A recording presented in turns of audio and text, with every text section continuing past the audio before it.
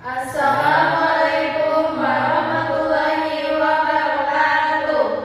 Yang terhormat Ibu Dosen Pengampu Pendidikan Kewarganegaraan Ibu Diana San Fauziah MBD dan teman-teman yang saya banggakan.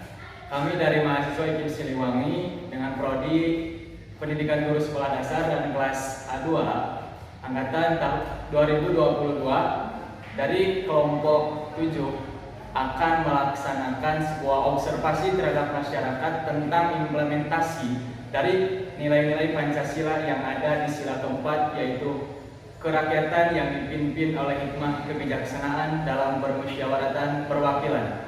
Sebelum terjun ke lapangan, perkenalkan saya Danda Saiful Wahid dengan NIM 22060423. Saya Pina Fitria dengan NIM 22060324.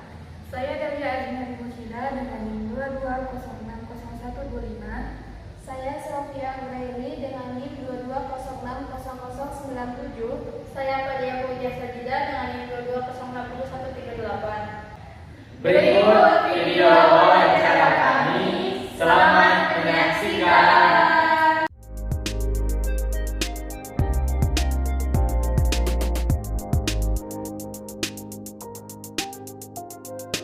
Mengambil tema dari kerakyatan yang dipimpin oleh hikmat. Nah, kami itu ingin bertanya kepada Ibu, ketika suatu musyawarah atau mufakat dilaksanakan, kan nggak mungkin semua masyarakat ikut sertakan karena membutuhkan suatu ruangan yang cukup luas dan sangat besar. Maka dari itu mungkin adalah wakil masyarakat. Nah, ketika musyawarah atau mufakat itu dilaksanakan, apakah wakil masyarakat tersebut sudah mewakili dari suara-suara masyarakat atau seperti apa gitu? Khususnya di lingkungan RW 14 dan di RT 6, kalau misalkan kayak musyawarah segala macam itu ada dua kita, ada dari pihak RW, ada juga yang dari RT. Kalau yang misalkan dari RW biasanya jajaran semua RT, jadi pendapat-pendapat semua yang dari warga dari RW 14 itu ditampung ke RT. Nah, RT nanti berkumpul lagi di RW.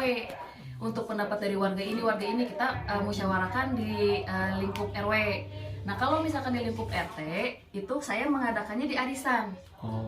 Jadi di arisan itu kita ngumpul bareng sekalian. Warga kan kadang ada yang bertanya, kayak contohnya, Bu, kalau bantuan dari pemerintah gimana nih gitu, atau Bu, saya tuh mau bikin BPJS yang tidak mampu, syaratnya gimana. Ada lagi waktu pas kita pembuatan kayak jalan setapak ini, jalan gang, perbaikan itu ada yang saya keberatan, ada yang tidak. Banyak pendapat yang berbeda mah udah pasti. Cuman kita selalu mengambil suara terbanyak. Dan yang paling seperti itu kalau untuk ininya. Dan kalau untuk sesama tetangga, warga, semua tegang rasanya ada. Kalau misalkan ada apa-apa juga selalu kita koordinasi gitu, selalu kita ngadain musyawarah, entah itu mau acara apa atau kayak 17-an segala macam, selalu seperti itu.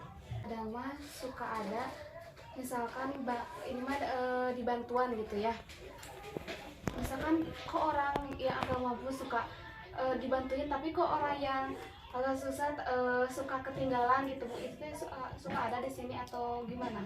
Kalau saya gini, khususnya untuk di RT 6, karena di sini kan kebanyakannya pensiun ya Teh. Di sini kebanyakannya pensiun. Jadi data saya untuk warga yang bukan pensiun itu kurang lebih hanya sekedar 15 orang, 15 kakak. Nah, itu data itu waktu zaman pertama kali Covid bantuan pada muncul, itu saya prioritaskan 15 orang ini. Walaupun secara bertahap, mungkin 55 gitu atau setengah-setengahnya dulu, tapi semuanya rata bagi yang bukan pensiun. Kalau di sini, tapi kalau kasus yang di RT depan itu beda-beda. Ada yang kadang nggak kebagian karena emang di sana pensiunnya sedikit, masyarakat biasanya warga sipilnya terlalu banyak gitu. Jadi ada yang seperti itu. Tapi kalau untuk kasus kayak di RT depan, saya kurang paham ya gimana cara menanganinya. Dan itu mah wilayah RT-nya masing-masing. Siap Ibu. Kalau di RT 6 alhamdulillah semuanya nggak ada yang protes sampai segitunya sih. Kayak kok saya malah nggak kebagian gitu, saya kan yang susah, tapi nggak. Dan saya juga tidak melihat kan banyak ya kalau misalkan kayak rumor dari luar gitu ya, RT mah mentinginnya teman saudara dulu baru teman gitu. Kalau saya enggak, saya ngelihat dari status pekerjaan dulu yang saya utamain. Kan kalau kriteria kayak untuk dapat bantuan itu kayak yang tidak bekerja atau buruh harian lepas, itu yang pasti saya utamakan. gitu. Berarti kalau di RT sini tuh dari segi finansial sudah mencukupi gitu. Sudah mencukupi kalau untuk segi finansial, karena untuk yang dibilang kurang mampunya ya itu cuma 15 orang lah, 15 kakak. Kepala keluarganya 15 gitu. Kalau sisanya mah dari 62 kakak itu semuanya ya udah PNS, pensiunan seperti itu. Tapi kalau yang udah pensiun itu kadang ada yang suka ngotot gak Bu, pengen dikasih gitu. Enggak, karena itu gini. Karena kalau waktu dulu ada orang udah meninggal sih, dia tetap minta ini. Kalau saya kan mikirnya gini, ibu udah dapat tunjangan di pemerintah, toh bantuan ini sama dari pemerintah, tujuannya mah asal mulanya di pemerintah. Cuman versi buat yang pensiunan itu kan berupa jasa karena sudah berjuang. Nah kalau kita kan emang karena kekurangan, jadi beda konsepnya. Iya. Terus juga kan kebanyakan ya alhamdulillah warga di sini tuh emang pada iyalah masa pensiunan dapat sih, malu dong ini segala macam gitu. Iya. Kecuali pensiunan yang udah bukan janda ya, nggak punya dapat gaji dari suaminya atau apa, mungkin kita juga bisa mengusulkan. Cuman kasusnya di sini belum pernah ada, karena pensiunan tentara di sini suaminya sudah meninggal, itu ada buat ke istrinya. Contohnya kayak ibu saya gitu, suaminya udah meninggal tapi dia masih punya pensiunan walaupun sedikit, tetap ada dari gaji suaminya seperti itu. Jadi rata-rata di sini pensiunan tentara ya. Ya. Rutin untuk kerja bakti aja. Kalau misalkan program mah paling di situ, terus juga kayak pengajian rutin tiap Jumat. Kalau programnya mah itu kan masuk program RT juga sama yang DKM masjid gitu. Tadi kalau untuk RT-nya mah ya itu aja, kayak kerja bakti. Jadi sama arisan itu gimana ya? Kalau kerja bakti sama arisan itu, kalau kerja bakti saya lebihnya ke bapak. Ya. Jadi apa namanya? Pendapat dia, pendapat mereka, masukan dari mereka saya tampung semuanya. Walaupun saya RT-nya perempuan, tapi yang saya harapin bapak-bapak laki-laki semua, ya saya harus bisa menerima masukan dari mereka, pendapat dari mereka, atau apa kayak misalkan saya nggak suka begini, ya saya harus menerima itu gitu. Setiap ada kendala, ya saya harus bisa menyelesaikannya. Harus ada solusi. Iya. Tapi kalau ibu-ibu kan beda ya, kalau paling di arisan, paling kalau saya mengumumkan ada nanti seperti ini, nanti ada program seperti ini, paling mereka cuma bilang oh iya. Tapi kadang juga ada yang ngasih pendapat lagi gitu. Kalau programnya paling kalau di RT mah cuma kerja bakti sama ronda. Oh iya. Memang kalau program dari masyarakat itu ditanggungnya sama RW ya Bu. Dari kampung saya juga itu RW itu ditanya sama kepala desa, sok dari setiap dusunnya mau apa gitu. Ya, jadi dari warga ke RT, nah RT baru menyampaikan di forum RW. Dari forum RW nanti sampaikan di forum desa. Itu tahapannya. Izin bertanya juga. Nah, kan Ibu tadi ada program yang tadi ya. Misalnya tadi teh kerja bakti sama poskamling. Nah, untuk keberjalanan program itu sendiri seperti apa gitu, Bu? Apakah berjalan dengan baik ataukah ada kendala atau seperti apa gitu? Kalau misalkan kayak kerja bakti, alhamdulillah nggak ada kendala. Maksudnya warga juga kompak kalau udah waktunya kerja bakti nih, ya udah mereka pada keluar. Dengan catatan ya, saya mah kerja baktinya gimana? Sok di depan rumah masing-masing, contohnya ini. Tapi kalau ada yang kesusahan, kayak kan ada aja yang gorong-gorongnya macet, ada yang selokannya nggak lancar. Nah itu kan harus mau nggak mau kita harus kontrol. Karena di sini kebanyakan lansia, yang saya lebih utamakan itu untuk kerja bakti anak mudanya.